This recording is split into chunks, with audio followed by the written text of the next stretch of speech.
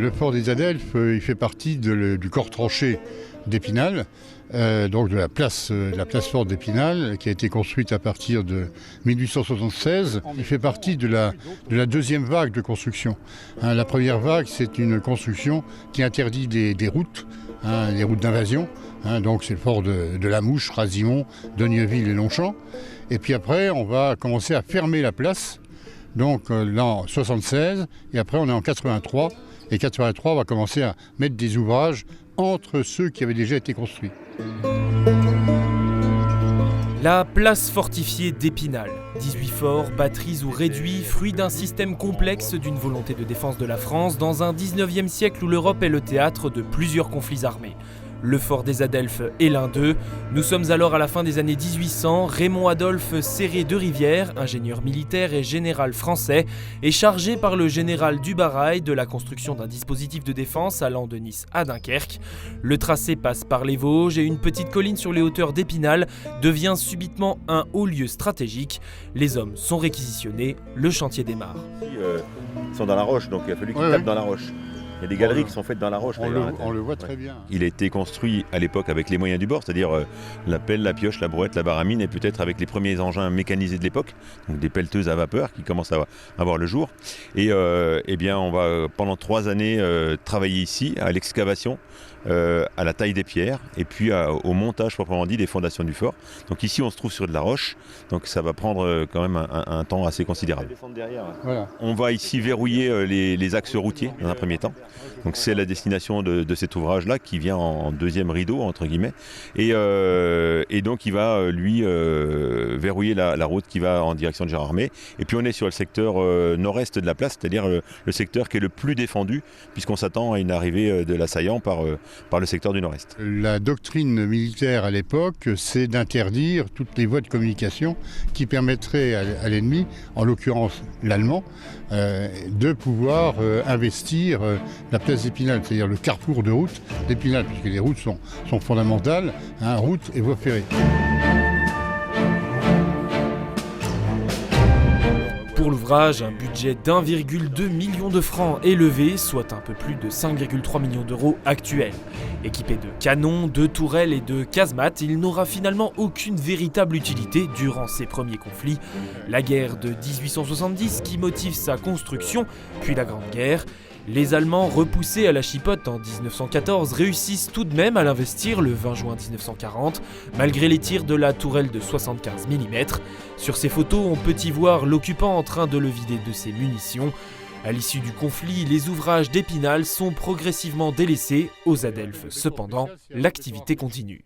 Il n'y a qu'à partir de 1951, quand le 18e régiment de transmission vient à Épinal, les gars qui font leur service militaire, ils passent leur temps dans les forts à garder les dépôts de munitions.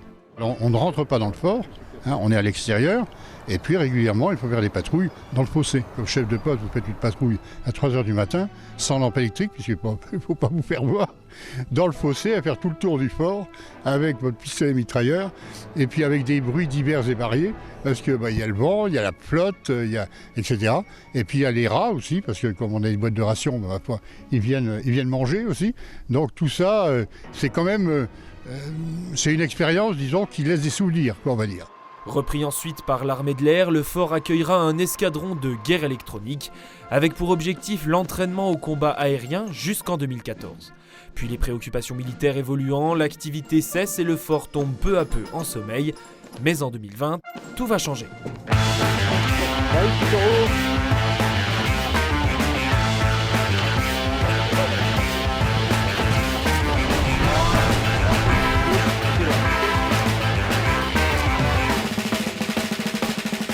Ce centre, il est né d'une opportunité. C'était un terrain militaire avec la présence d'un radar de l'armée de l'air. Le fort était en friche depuis plusieurs années. On avait un stand de tir qui appartient toujours au régiment juste à côté. Et en fait, l'opportunité, c'était d'utiliser les infrastructures du centre qui étaient existantes, de qualité, à proximité immédiate de la nature. Donc, offrait beaucoup de possibilités. Ce qui fait qu'on a pu assez rapidement, le centre a mis un peu plus de 2 ans à se monter, mettre en place un système complet qui est vraiment taillé à la carte en fonction des besoins de l'unité. L'année dernière, en moyenne, on a eu 3000 et quelques stagiaires. On est en mesure d'accueillir environ 180 personnes maximum par semaine. Donc comme je vous dis, en fonction des dates et des stages qu'ils choisissent, des unités peuvent venir 15 jours ou 3 semaines. Donc voilà, ça fluctue, on doit tourner à une moyenne de 90 personnes par semaine. On a la Légion qui arrive, là la semaine prochaine nous avons l'école d'officiers de la gendarmerie qui vient. On a de toutes les armes, de toutes les spécialités et armée de l'air inclus. Après le traditionnel échauffement, place à la démonstration et honneur au chef de section pour sécher le parcours. Je suis en train de vous essorer tous les obstacles. J'arrive, réception. Ces dragons venus de Mailly-le-Camp dans l'Aube ne sont pas venus se mesurer au fort des Adelphes par hasard. On vient chercher le dépassement de soi. On veut former des jeunes cadres de contact qui sachent dépasser leurs peurs et qui sachent encourager leurs hommes à leur tour à franchir les obstacles, à surmonter leurs peurs. Peur de glisser, de se faire mal, aussi la peur d'être ridicule devant ses copains, la peur de la blessure physique, la première appréhension du vide, c'est ce genre de choses. L'apport d'un centre comme celui-là, c'est de travailler l'aguerrissement. En fait, moi je commande un régiment d'infanterie, on ne fait pas spécifiquement dans notre engagement opérationnel de mission commando. En revanche, l'aguerrissement et les savoir-faire commando, ça permet de développer plusieurs choses. La première chose, c'est l'agressivité, on le voit sur la pratique des sports de combat. La deuxième chose, c'est la capacité à surmonter ses propres limites, qu'elles soient physiques, psychologiques, mentales. En fait, en mettant les gens sur des agrès, à les confronter à la peur du vide, on les amène à aller chercher en eux des ressources qu'ils n'auraient pas forcément décelées dans d'autres contextes. Et la troisième chose, c'est sur la partie tactique, où en fait on fait monter des missions très spécifiques qui reprennent des savoir-faire commando, mais qui obligent les cadres à aller dans le détail de la préparation de leur mission, à anticiper le moindre petit élément de coordination. Et c'est quelque chose dont on bénéficie directement en fait quand on bascule sur notre cœur de métier qui est le combat d'infanterie.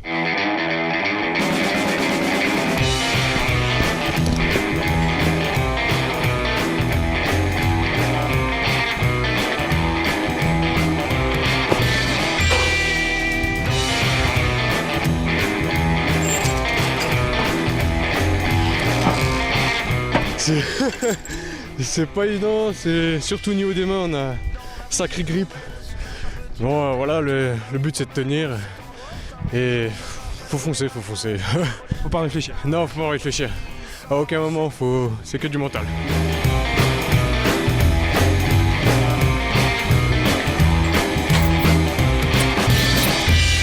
Le but, c'est d'apprendre à nos hommes à se dépasser, à faire des activités dont ils n'ont pas l'habitude de faire quotidiennement au régiment. Et le but, c'est ça, c'est vraiment se dépasser, découvrir, gérer leur appréhension du vide.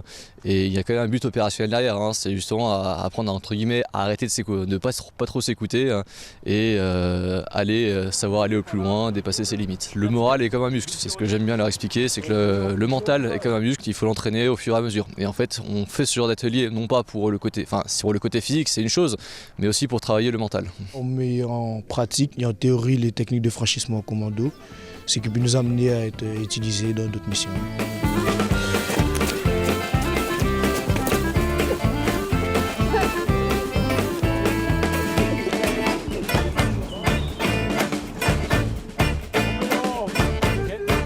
C'est bon pour vous?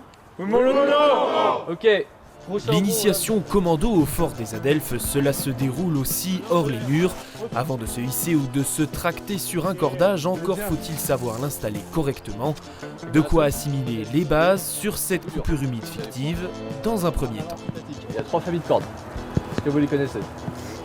Il y a les cordes statiques, les cordes semi-statiques et les cordes dynamiques. En fait, on a tout ce qu'il faut pour s'entraîner ici. On a des pistes de DAS de différents niveaux, surtout pour le niveau découverte, initiation. Donc c'est ce qu'il faut pour initier nos hommes à ce genre d'activité. Des portiques pour faire du rappel et tout ce qu'il faut aussi pour des activités nautiques.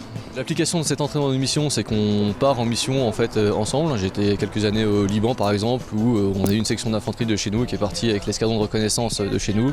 On travaille ensemble en métropole et on est projeté ensemble en opération extérieure. C'est ce qui fait la force aussi de notre régiment. Et donc là, à plusieurs, vous commencez à tirer.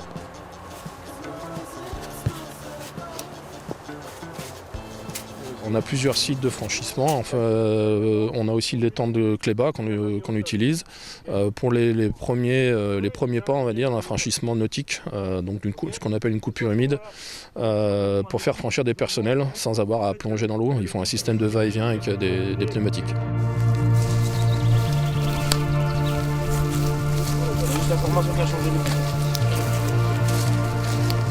Impossible à réaliser dans les douves du fort, c'est ce petit étang qui sera choisi pour une première mise en condition. Reste à s'organiser correctement.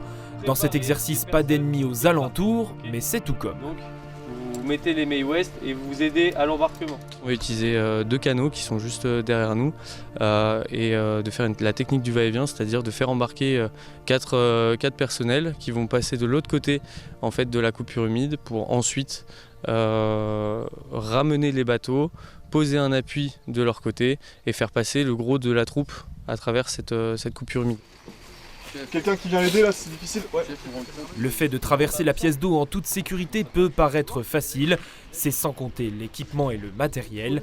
Les stagiaires apprennent donc les procédures, les postures et les bons réflexes à adopter. Sur un théâtre d'opération, c'est aussi ce qui peut faire toute la différence. Tu commences par le dormant, tu finis par le dormant. Ces procédures, on se doit de les respecter et de les faire respecter. Voilà. Et ça permet de travailler en sécurité. Si les exercices nautiques se font pour le moment en extérieur, d'autres formations sont à l'étude pour renforcer le potentiel du centre d'initiation commando en continuant d'exploiter les possibilités du lieu. Voilà. Sors tout doucement. Là, faut qu'on se bloque. On a un projet de monter ce qu'on appelle nous un parcours d'évasion dans les souterrains du fort. Donc là on est sur un projet, donc le projet papier est déjà réalisé. Maintenant on doit le réaliser concrètement, c'est-à-dire créer les obstacles qui vont être qui seront placés dans les tunnels souterrains. Le but du jeu c'est de travailler la partie psychologique parce que les personnels vont devoir s'infiltrer essayer de sortir des tunnels par des obstacles totalement dans le noir, avec des obstacles qu'ils ne verront pas. Ils devront travailler à tâtons et ressortir par l'autre extrémité. Un chantier de plus pour poursuivre la rénovation de ce patrimoine spinalien, fréquenté par de nombreuses unités des forces armées françaises. Selon le 1er régiment de tirailleurs qui gère le site, entre 3000 et 3500 stagiaires s'y rendent annuellement. Avec le centre d'entraînement de Penthièvre en Bretagne, il fait partie des 2 seuls sites d'initiation aux pratiques commando que compte l'armée de terre. La longue histoire militaire de ce lieu n'a pas fini de s'écrire.